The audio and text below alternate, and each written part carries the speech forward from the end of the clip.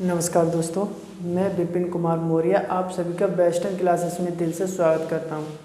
आज मैं आपको बताने जा रहा हूं संविधान में अंतरिम सरकार का गठन कब हुआ था और स्वतंत्रता अधिनियम कब पारित हुआ। लेकिन वीडियो देखने से पहले आपसे हाथ जोड़कर विनती है कि वीडियो को लाइक सब्सक्राइब करना। तो चलिए हम देखते हैं आगे। अब देखिए, सबसे पहले हम देखते हैं कि अंतरिम सरकार का गठन कब हुआ था। अंतरिम सरकार का गठन 1946 को हुआ था। कब हुआ था? अंतरिम सरकार का गठन 1946 को हुआ था। लेकिन जब 24 अगस्त 1946 को क्या हुई थी? घोषणा हुई थी। क्या हुई थी?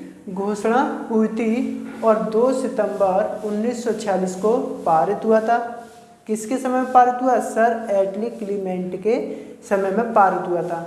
लेकिन जो अंतरिम सरकार का गठन हुआ इंडिया में, वो पंडित जवाहरलाल नेहरू के अंतर्गत या उनके अधीन अंतरिम सरकार का गठन हुआ था। फिर इन्हें अंतरिम सरकार का क्या चुन लिया गया? उपाध्यक्ष।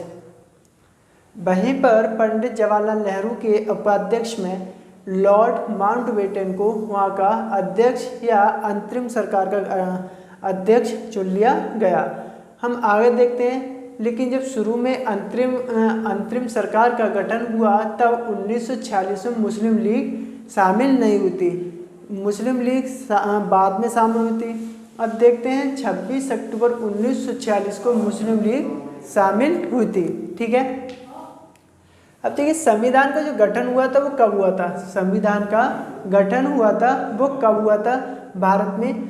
अब देखिए, संविधान का सर्वप्रथम इंग्लैंड में समानवादियों और सर हेनरी ने प्रदर्शन किया था। लेकिन वहीं पर औपचारिक रूप से अमेरिका और फ्रांस ने अपनाया था। लेकिन भारत में सर्वप्रथम संविधान का गठन 1895 में स्वराज विधेयक तिलक सिंह ने दर्शन किया था। ठीक है। फिर वहीं पर 1922 में गांधी जी ने कहा था कि भारत में जब अपना संविधान बनेगा तो भारतीयों के इच्छा अनुसार संविधान बनेगा। वहीं पर 1924 में मोतीलाल नेहरू ने संविधान के प्रस्ताव को ब्रिटिश सरकार के सम्मुख रखा था या उनके संसद में पेश किया था। ठीक है। फिर देखते हैं भारतीय स्वतंत्रता अधिनियम 1947 को भारतीय स्वतंत्रता अधिनियम यानी कि एक्ट पारित हुआ था। लेकिन 4 जुलाई 1947 को प्रधानमंत्री सर क्लीमेंट एटली, जब हमारा भारत स्वतंत्र हुआ या 1947 को एक्ट पारित हुआ, तब वहाँ का मंत्री कौन था? सर क्लीमेंट एटली या लेबर पार्टी थी। ठीक है।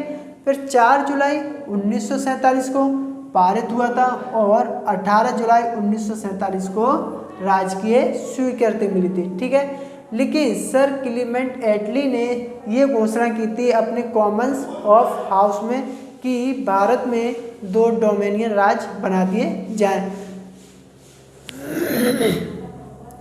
अब देखिए, 15 अगस्त 1947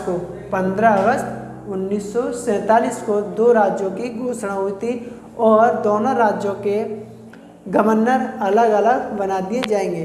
तो देखिए, 15 अगस्त को भारत और पाकिस्तान अलग अलग दोनों ही प्रांत बना दिए गए थे।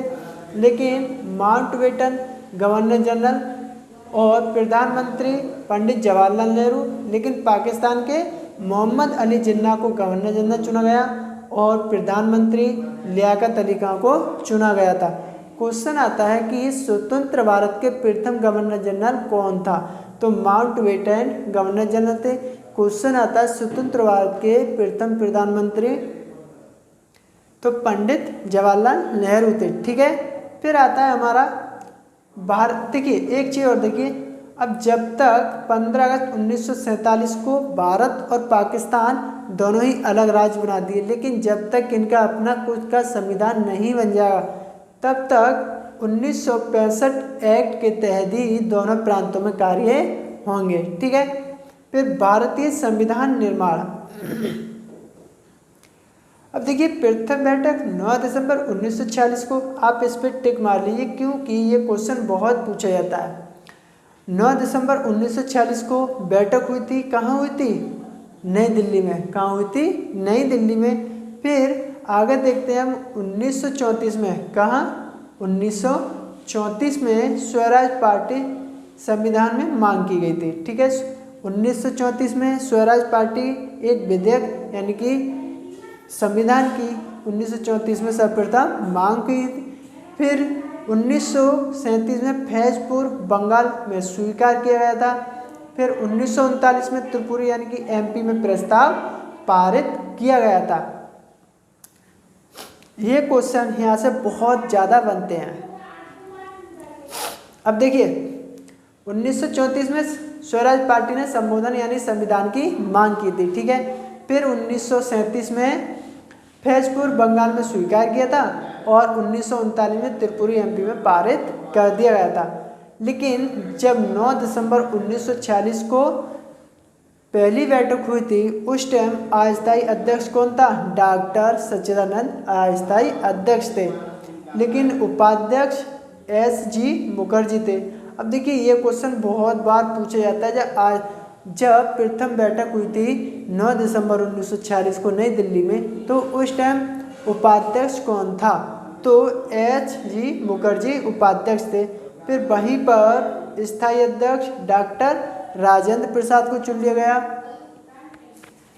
ठीक है, फिर जो हमारे संविधान के सलाहकार हैं, लेकिन जो संविधान के सलाहकार हैं उन्हें बी.एन. राव संविधान के सलाहकार कहा जाता है। अब देखिए आगे देखते हैं हम भारतीय संविधान का निर्माण। ठीक है, 2 वर्ष 11 माह 18 दिन का समय लगा।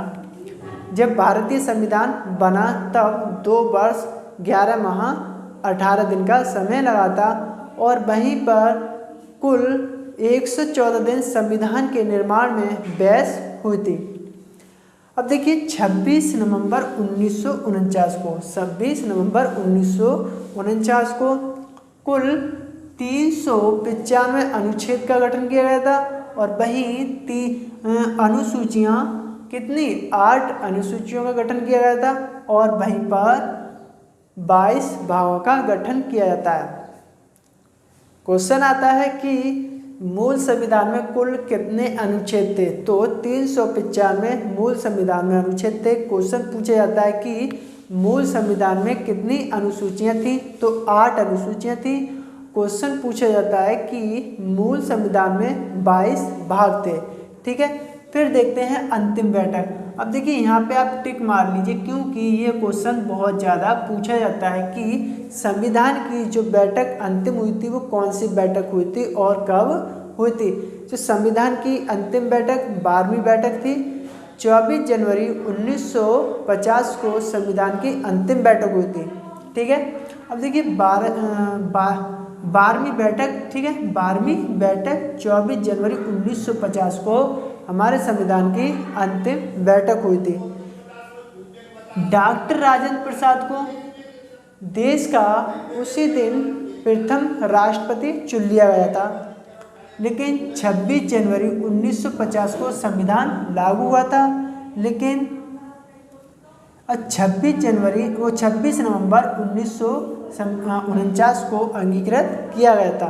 अब मैंने आपको इतना बता दी, लेकिन कुछ चीज़ और है जो आपको बता दूं। अब देखिए 7 सदस्यीय प्रारूप समिति। ठीक है, 7 सदस्यीय प्रारूप समिति। लेकिन 7 सदस्यीय प्रारूप समिति का गठन कब हुआ था?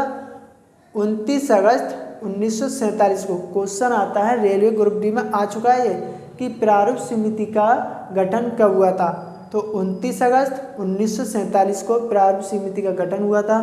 फिर उसके बाद पूछा जाता है कि डॉक्टर भीमराव अंबेडकर इसके प्रथम वाचन, सेकंड वाचन और थर्ड वाचन के अनुसार ही संविधान यानी कि प्रारूप समिति का गठन किया था।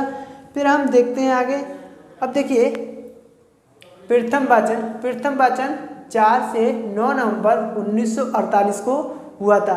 क्यों हुआ था इसका भी कोई रीजन है। ठीक है, फिर हम देखते हैं सेकंड वाचन हुआ था 15 नवंबर 1948 से और 17 अक्टूबर 1949 से। लेकिन खास बात यह है कि जो तीसरा वाचन हुआ था, तीसरा वाचन हुआ था वो 26 नवंबर 1949 को अंगीकृत किया था और जब भी संविधान स्वीकार हुआ था। लेकिन इन दोनों में अंतर क्या है? 26 जनवरी 1950 को संविधान हमारा लागू हुआ था और 26 नवंबर 1949 को हमारा स्वीकृत हुआ था। तो मैंने आपको ये सब कुछ यहाँ से बता दिया। अगर वीडियो आपको अच्छी लगी तो लाइक सब्सक्राइब करना